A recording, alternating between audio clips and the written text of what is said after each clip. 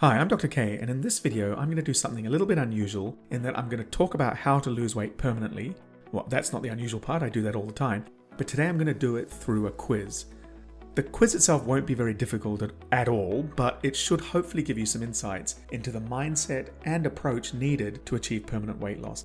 And some of the things I'll talk about today will include the most important thing you need to do for permanent weight loss, why you shouldn't study nutrition if you want to lose weight, why pushing yourself at the gym doesn't help weight loss, and why waking up in the morning and thinking, today I'm going to be good, is a very bad idea. This is part one of the quiz, and as a reminder, everything I talk about in this video, on this channel, and at my weight loss clinic is from the point of view of long-term weight loss for women over 40. So, let's get into it. Question 1. Which of the following would Dr. K, that's me, just in case you hadn't realized, suggest is the most important for permanent weight loss? And there's three options. A, self-discipline, B, changing habits, or C, nutritional knowledge. So let's go through each of these. So self-discipline, that's kind of the classic dieter's lament, that if only I had more self-discipline, I'd be able to lose weight. But the fact is, self-discipline is useful for losing weight in the short term. But if we're talking about permanent weight loss, it's not so useful at all. Because for most people, self-discipline is very fragile in the long term.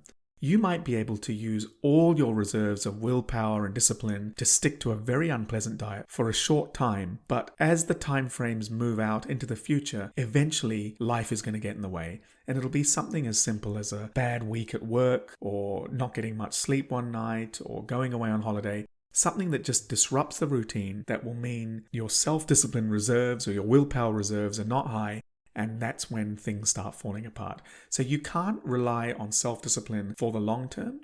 Instead, you need to rely on B, changing habits. Changing habits is the key to permanent weight loss. And when I'm talking about changing habits, I'm talking about things like the amounts you eat, the times you eat, how you handle certain situations. So it could be things like going to restaurants, socializing, going on holiday. And the other habit is also how you use food. So do you use it as a reward, or do you use it as a comfort, or do you use it as a way to fit in socially?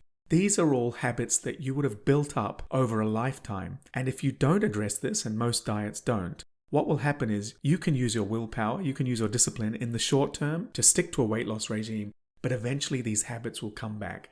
On the other hand, if you do change these habits, and they are very changeable, if you do change these habits, the things you do naturally will be the things that allow you to maintain the weight for the long term.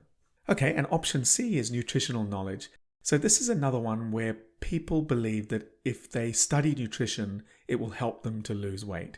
And the reality is, if we take a scenario of it's in the evening, you're sitting on the sofa watching TV, and you have a craving for chocolate, and there's some chocolate in the kitchen. How much is nutritional information going to help you to resist eating that chocolate?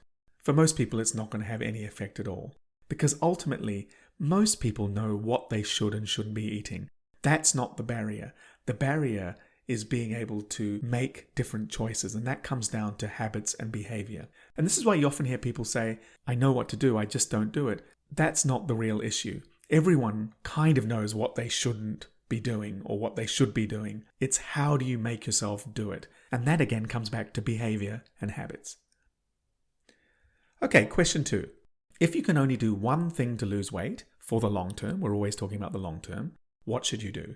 So option A is go on a diet, option B is keep a food diary, and option C is try and avoid all carbs. So let's go through these. Go on a diet. So when I talk about diet, I'm talking about specifically eating plans that are drastic, depriving, unpleasant, and short-term. And there's no real thought about what to do after you reach your weight loss goal. Do you keep going with this extremely unpleasant diet, which most people won't do? Or are you meant to stop it, and then what happens after that? Usually what happens after that is you stop, you go back to normal eating, all those habits come back, and you gain back the weight. So diets are okay for losing weight, but they're terrible for keeping it off. And each time you do go on these diets and yo-yo back, you'll tend to gain more weight than when you started, which is a definite downside. Okay, option B, keep a food diary. So if you could only do one thing, I think this is the thing to do. Keep a food diary. And the reason you want to keep a food diary is that it gives you awareness of your eating. And awareness is crucial. Most people's eating is mindless. It's often related to their habits. It's often related to whatever's in front of them. They just eat whatever's in front of them, or they eat what they've always eaten. And a food diary allows you to introduce awareness into your decisions. And that awareness extends to things like feelings of hunger, feelings of fullness, actually realizing which foods you enjoy and satisfy you. These are all things that you would think people who have focused on eating and losing weight all their life would know, but it's often not the case. Okay, and option C, try and avoid all carbs. So there are people out there who have stuck to a no carb or low carb approach and lost weight and rave about it. But if you love carbs, and I love carbs, don't make a plan to avoid carbs because it's not sustainable. If your aim is permanent weight loss, only do things you're willing to do for the rest of your life. And question 3, which of the following statements is true? Again, from the perspective of a long-term approach. A, overeating is a sign of weakness. B, food is to be enjoyed.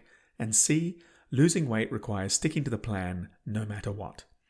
So let's go through each of these. Overeating is a sign of weakness. So this is something, if someone said it to you, you'd think it was a very cruel thing to say, and yet many overweight people say it to themselves all the time. And there's a particular expression that you hear a lot in the UK where people will describe themselves as greedy. And greedy obviously is one of the 7 deadly sins. And it's basically saying that because you're overeating, it's some kind of moral failing. But the fact is, overeating is not a moral failing. Overeating comes about because humans originally lived as hunter-gatherers, where food was difficult to acquire, and if you got it, you ate it because you didn't know whether you'd get more food in the near future. So humans are made for that environment, and yet the environment we find ourselves now in modern society is that we are surrounded by food. Okay, option B, food is to be enjoyed. I know there's a lot of people who think that when it comes to losing weight, we should think of food as fuel, and you should only eat what your body needs and not eat for enjoyment. But the fact is, most of us can't live that way. We don't want to live that way. We would find it miserable. And the irony is, a lot of overweight people do not enjoy food because when they ever get a chance to eat food that they are supposed to like, they eat it very quickly, they feel consumed by guilt and regret, and often their choices of which foods they actually like are shaped by the fact that they're not allowed to eat them. So they have increased cravings for certain foods that are only there because they're forbidden. And once someone gives themselves permission to eat those foods, they actually find that they don't crave them anywhere near as much as when they were not allowed to eat those. Option C, losing weight requires sticking to the plan no matter what. This is an example of diety thinking. If you have the belief that you have to stick to a plan 100% of the time, if you ever do stray off the plan, what you'll think is, oh, I've messed up today, I might as well just give up. And people either give up or they'll write off that day, or they'll overeat that day more than usual and then start again tomorrow. A better way to approach this is to think you are allowed to have bad days. It's okay. Be gentle on yourself. Don't beat yourself up. You will have bad days, even once you reach your weight loss goal, and it doesn't need to derail everything you're doing. Okay, question 4. With a long-term weight loss approach, calorie counting is A, a great way to keep track of what you're eating. B, shows you at the end of the day whether you can have that extra dessert or not. C, is mechanical and unnatural and makes binges more likely. And D, helps you to keep under 1,000 calories a day. So let's go through each of these. Is calorie counting a great way to keep track of what you're eating? I would say no, because often calorie counting is very inaccurate. And this often comes down to portion sizes and not knowing what's in some of the things you're eating. B, calorie counting shows you at the end of the day whether you can have that extra dessert or not. So this is the classic calorie counting behavior that is very unhelpful. You get to the end of the day, you've got 100 calories left and you think, oh great, I can have another half of a chocolate bar to make up my calorie count for the day. This is not the way you want to be making food decisions in the long term. What would be a much better guide to your eating decisions would be your natural feelings of hunger and fullness. Do you actually feel hungry? Do you actually want the chocolate bar? And not just eating it because you tallied up the number of calories you have and you had some left over. Option C, Calorie counting is mechanical and unnatural. Well, I think I've just said that. And make binges more likely. I mean, this is something that is underappreciated, that calorie counting does make binges more likely because of the way you structure your calorie counts. Calorie counts are calculated for the day and then they reset the next day. So if you overshoot on one particular day, you've got every incentive now to just keep eating because you've pretty much messed up that day and start again tomorrow. And this is why the whole idea of breaking down your eating into days is a very bad idea. And dieters often fall into this trap of thinking, I messed it up today, I'll start again tomorrow. Tomorrow I'm going to be good. And you don't want to think that way. What you want to be thinking, even in the midst of a quote unquote bad day, is, do I need this extra piece of eating? So let's say you've had a couple of chocolate bars and you think, oh, the day is ruined. No, stop that thought of the day is ruined. Just think, I can have a third chocolate bar if I want, but do I really want it? Is it going to be worth it? Am I going to feel good eating this chocolate bar? These are the kind of thought habits that you want to develop that will be much healthier for you and lead you to make much better decisions than if you calculate calories for the day and decide, oh, this day's over, I'm just going to mindlessly eat for the rest of the day and start again tomorrow. Option D, calorie counting helps you to keep under 1,000 calories a day. So there's a technical term I use for eating plans where you eat under 1,000 calories a day, and that is torture. And I would strongly advise you to avoid eating plans like that. Okay, question 5, exercise. We've got 3 options here. Is exercise 50% responsible for weight loss? Is exercise best captured by the expression no pain, no gain? And with exercise, is creating the habit of exercise the first most important step? So let's go through each of these. So exercise is not 50% responsible for weight loss, and especially in the client group that I see, which is obviously women over 40, exercise accounts for a very, very small percentage of weight loss. Your diet is so much more important, and you're probably familiar with the expression, you can't outrun a poor diet. Does this mean you shouldn't exercise? No, exercise is crucial for your health. You should be doing it for your health. But what I often see is people start exercise programs with the aim of losing weight and not doing much about their eating, and then feel disappointed at the end of like 6 months of flogging themselves every day that they've not got anywhere. That's not a surprise. That's to be expected. You need to address eating most of all to lose weight, and exercise is more about overall health. Okay, option B. Exercise is best captured by the expression no pain, no gain. So this is true to an extent that in order to improve your performance, you do need to push out of your comfort zone.